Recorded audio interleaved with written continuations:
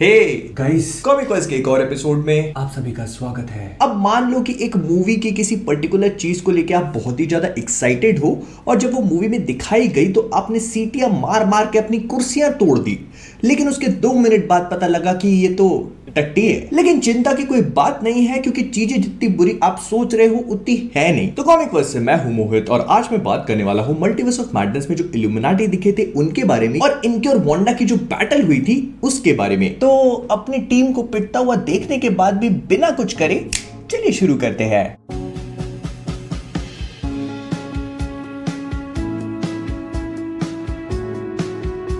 Alright, तो doctor strange in the multiverse of madness के release होने से पहले ही दुनिया जमाने में इस बात की खबर फैल चुकी थी कि हमें इस पिक्चर में इल्यूमिनाटीज देखने को मिलने वाले हैं। और जब इसके ट्रेलर रिलीज होने पर हमें ऑलमोस्ट इस बात का कंफर्मेशन दे दिया गया तो हमारी एक्साइटमेंट चरम सुख पे पहुंच गई। एंड कसम से बता रहा हूं, जब वो मोमेंट आया जब हमारे डॉक्टर साहब को धक्का दिया अल्ट्रॉन बॉट्स ने धत्तेरी ऐसे करके, और जब वो उस रूम में पहुंचे तो जो अंदर से जज्बात उमड़ के निकल रहे थे ना, बस सीटी यहां तक आ चुकी थी और फूटने की देर थी। तो एक एक करके बात करना शुरू करते हैं कि आखिरकार ये इल्यूमिनाटी का ग्रुप था कौन सा। तो देखो, मार्वल कॉमिक्स में भी इल्यूमिनाटी नाम का कुछ इसी तरह का ग्रुप एग्जिस्ट करता है, लेकिन उसके मेंबर्स और उसकी टीम जो है इससे बहुत ही ज्यादा डिफरेंट है। सबसे पहली बात तो इनकी तरह लेडू नहीं होते, लेकिन फिर भी कुछ सिमिलैरिटीज हैं, और वो कौन है, कैसे हैं, उनके क्या कांड है, वो सारी की सारी चीजें मैंने एक अलग से वीडियो में एक्सप्लेन करी थी।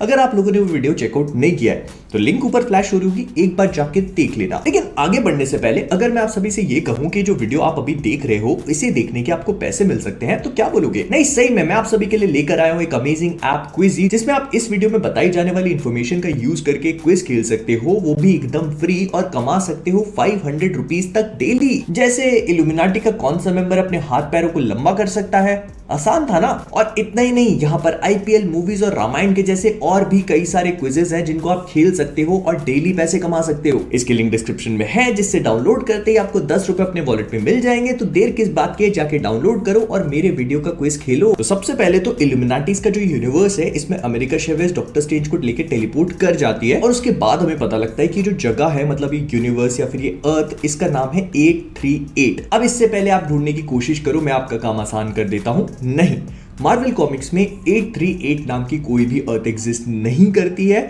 जो मेन मार्वल यूनिवर्स है उसको 616 कहा जाता है। तो इसका मतलब यह है कि जो अर्थ और जो यूनिवर्स हम लोगों ने देखा ये कंप्लीटली न्यू और इसी मूवी के लिए क्रिएट किया गया था। तो अगर इस इल्यूमिनाटी के मेंबर्स को एक एक करके देखा जाए तो सबसे पहले आती है हमारी पेगी कार्टर। अब इस वाली पेगी कार्टर को आप व्हाट इफ वाली पेगी कार्टर कैप्टन अमेरिका से कंफ्यूज मत करना, क्योंकि मोस्ट प्रोबेबली ये दोनों अलग अलग यूनिवर्स की है। अगर किसी एक यूनिवर्स में पेगी कार्टर कैप्टन अमेरिका बन चुकी है तो इसका मतलब ये नहीं है कि किसी दूसरे यूनिवर्स में वो नहीं बन सकती। ये बस मार्वल वालों ने एक बहुत ही अच्छा सा रेफरेंस दिया था और कोशिश करी ऐसे करके कि पेगी कार्टर को कपड़े पहना के देख लेते हैं, अगर जमेगी तो आगे इस्तेमाल कर लेंगे। फिर इसके बाद जो दूसरा कैरेक्टर हम लोग देखते हैं वो होता है ब्लैक बोल्ट। अब अगर आप लोग ब्लैक बोल्ट के बारे में नहीं जानते तो ये लो, समझ गए ना, बोल नहीं रहा हूं क्योंकि बहुत सारे लोग को दिक्कत हो जाती है। तो black bolt basically Marvel comics में एग्जिस्ट करने वाला इनह्यूमंस नाम के ग्रुप का किंग या फिर लीडर है। हम लोगों ने जैसा मूवी में देखा इसकी पावर्स कुछ वैसी हैं, मतलब अगर ये अपना मुंह खोल के उससे शब्द निकाल देगा तो आधी दुनिया तबाह हो जाएगी, ऐसा माना जाता है। और कॉमिक बुक्स में इसने थानोस को हराने से लेकर दुनिया जमाने के बड़े बड़े कांड कर रखे हैं। तो इसीलिए इस सीन में इल्यूमिनाटी का मेंबर ब्लैक बोल्ट देखकर मुझे काफी खुशी हुई। और इसी ब्लैक बोल्ट को प्ले करने वाले जो एक्टर है इन्होंने ही इनह्यूमंस नाम की एक टीवी सीरीज आई थी कुछ टाइम पहले जो बहुत ही बुरी तरह से पिटी, उसमें ब्लैक बोल्ट का रोल प्ले किया था। तो ये एक सॉर्ट ऑफ कॉल बैक भी हो गया। फिर इसके बाद जो तीसरी कैरेक्टर हम लोग देखते हैं वो थी मारिया रैम्बो की कैप्टन मार्वल। फिर इसके बाद आते हैं हमारे ever lasting evergreen professor Xavier,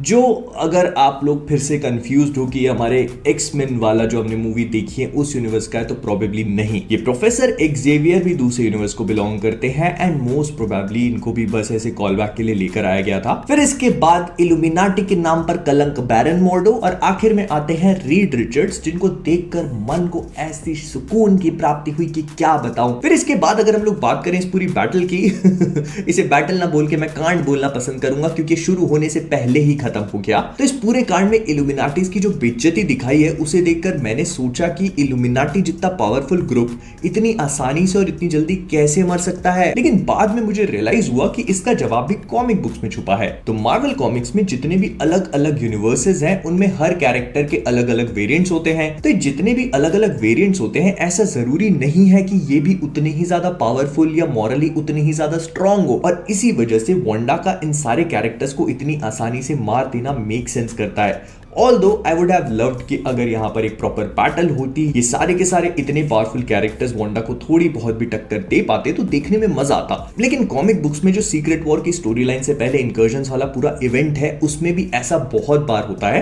कि बड़े बड़े पावरफुल कैरेक्टर्स आते हैं। फॉर एग्जाम्पल इनकर्जन्स मतलब जब दो अर्थ आपस में एक दूसरे के पास आती हैं तो हमारी अर्थ 616 के सुपर हीरोज दूसरी अर्थ को रोकने के लिए वहां पे पहुंचते हैं और उनकी तरफ से और भी ज्यादा पावरफुल टीम आती है जिसका सेंट्री एक मेंबर होता है। सेंट्री इतना ज्यादा पावरफुल होने के बाद भी डॉक्टर स्ट्रेंज की डिमोनिक पोजीशन की वजह से चुटकी बजाते हार जाता है। लेकिन इसका मतलब ये नहीं है कि इस पूरे इवेंट की वजह से सेंट्री का जो कैरेक्टर है वो बहुत ही ढीला पड़ गया। ये बस एक ऑल्टरनेट अर्थ थी जिसका सेंट्री प्रोबेबली इतना ज्यादा स्ट्रांग नहीं होगा या उतना ज्यादा प्रिपेयर्ड नहीं होगा। तो वैसा ही कुछ कुछ हम लोग इस यूनिवर्स के हिसाब से भी इमेजिन कर सकते हैं। और जहां तक बात रही रीड रिचर्ड्स की, तो बहुत सारे लोग ये सोच रहे थे कि रीड रिचर्ड्स एक बहुत ही ज्यादा इंटेलेक्चुअली स्ट्रांग इंसान है, अगर वो फाइट नहीं कर सकता था वांडा से तो एटलीस्ट वो वांडा को न्यूट्रलाइज तो कर ही सकता था। तो मैं इस बात से पूरी तरह से एग्री करता हूं, लेकिन इसके साथ ही साथ मेरा आर्गुमेंट ये भी रहेगा कि ये वाला रीड रिचर्ड्स मार्वल कॉमिक्स के 616 वाला रीड रिचर्ड्स नहीं है। अब अगर आप सभी को नहीं पता तो मैं फिर से एक बार, तो मार्वल कॉमिक्स का जो मल्टीवर्स है उसमें जितने भी रीड रिचर्ड्स होते हैं उनकी एक प्रॉपर काउंसिल है जिसका नाम है काउंसिल ऑफ रीड्स। ये सारे के सारे रीड्स मिलकर मल्टीवर्स में जितने भी बड़े बड़े थ्रेट्स होते हैं उनको रोकने की कोशिश करते हैं और कई सारे प्लैनेट्स को बचाते हैं अपने दिमाग का इस्तेमाल करके। अब इनमें से 3 रीड रिचर्ड्स ऐसे होते हैं जिनके पास इन्फिनिटी गॉन्टलेट्स होते हैं, उसके अलावा किसी के पास अल्टीमेट नलिफायर होता है और इसी तरह के बहुत ज्यादा पावरफुल वेपन्स। लेकिन जानते हैं क्या, जब इन पे अटैक होता है ना तो इस पूरी काउंसिल को डिस्ट्रॉय कर दिया जाता है और बस मुट्ठी भर रीड्स बचते हैं। मैं बस ये बताने की कोशिश कर रहा हूं कि जितने भी रीड रिचर्ड्स इस मल्टीवर्स में एग्जिस्ट करते हैं जरूरी नहीं है कि सारे के सारे उतने ही ज्यादा इंटेलेक्चुअली स्ट्रांग हो और हमेशा सही डिसीजंस ले। इनफैक्ट ऐसा बोलते हैं कि जो एक रीड रिचर्ड सही डिसीजन लेता है और जिसकी जिंदगी सबसे ज्यादा सुखद है वो बस 616 वाले रीड है। और सारे रीड्स इक्वल नहीं होते। इसका एक बहुत ही छोटा सा एग्जांपल आपको दे देता हूं कि जो अल्टीमेट यूनिवर्स मतलब जहां से माइल्स मोरालेस निकल के आया है उस यूनिवर्स का रीड रिचर्ड्स एक नंबर का सुपर विलन है। ये अपने आप को मेकर कह के बुलाता है, सिर के ऊपर इतना बड़ा अंडोला टांग के घूमता है और बहुत ज्यादा डेंजरस है। तो अगर अर्थ 838 वाला रीड रिचर्ड्स 2 मिनट ही वांडा के सामने टिक पाया तो इसका मतलब ये नहीं है कि सारे के सारे रीड्स की बेइज्जती हो गई है। आई एम वेरी श्योर कि मार्वल सिनेमैटिक यूनिवर्स में हम जिस भी रीड को देखेंगे वो सबसे ज्यादा बेहतरीन और सबसे ज्यादा केपेबल होगा। लेकिन हाँ देखो, अगर मैं चीजों के रीजंस बता रहा हूं, उसके पीछे लॉजिक एक्सप्लेन करने की कोशिश कर रहा हूं, तो इसका मतलब ये नहीं है कि सब कुछ ही अच्छा था। मैं कई बार बोल चुका हूं कि इल्यूमिनाटीज प्रोबेबली इस पूरे यूनिवर्स मतलब ये जो 838 यूनिवर्स था इसका सबसे पावरफुल ग्रुप होगा और उनका वांडा के सामने स्टैंड भी ना कर पाना did not make any sense. मैं मानता हूं कि इनमें से किसी के भी पास प्लॉट आर्मर नहीं था और आपके पास 2 ही घंटे थे पिक्चर को दिखाने के लिए, लेकिन आई एम प्रीटी श्योर कि अगर आप इस फाइट को 15 मिनट और लंबा खींच लेते तो कोई भी अपनी कुर्सियां छोड़ के घर नहीं भाग लेता। और एक बात बता दो, नशीली चाय डॉक्टर साहब ने पी थी या बैरन मॉर्डो ने? इतनी जोर जोर से आवाजें सुनाई दे रही हैं और पता लग रहा है कि मेरी टीम वाले पिटे जा रहे हैं, लेकिन फिर भी बाहर नहीं जाना और आखिरी में बचने के लिए गली में फंस के रह गया। तो कुल मिला के मैं बस यही बोलना चाह रहा हूं कि इस पिक्चर में हम लोगों ने इल्यूमिनाटी के साथ जो भी कांड और उनकी बेइज्जती होते हुए देखा उसे इतना सीरियसली और दिल पे लेने की जरूरत नहीं है, क्योंकि उसका एक बहुत ही सॉलिड रीजन है। ये ऑल्टरनेट यूनिवर्स की बीइंग्स है जो जरूरी नहीं है कि उतनी ही पावरफुल और स्ट्रॉन्ग हो जितनी हम अभी तक बचपन से देखते आए हैं। और कॉमिक बुक्स इस बात का जीता जागता प्रूफ है, क्योंकि कई सारी स्टोरी लाइंस के दौरान इन सब को बस ऐसी हवा में उछाल के मार दिया जाता है। तो परेशान नहीं होने का, अपने यूनिवर्स में जब ओरिजिनल कैरेक्टर्स आएंगे तब देखने में मजा आएगा। और हाँ, क्या हमारा वीडियो 5 लाख व्यूज क्रॉस करेगा? इस पर भी अपना ओपिनियन देकर पैसे कमा सकते हो, लिंक डिस्क्रिप्शन में है। तो लेट्स डू क्विजी और जाने से पहले कॉमिक क्वेस्ट से मैं हूं मोहित और आप सभी लोग as always keep being awesome. छोटी बच्ची हो क्या? कुछ पूछा मैंने कुछ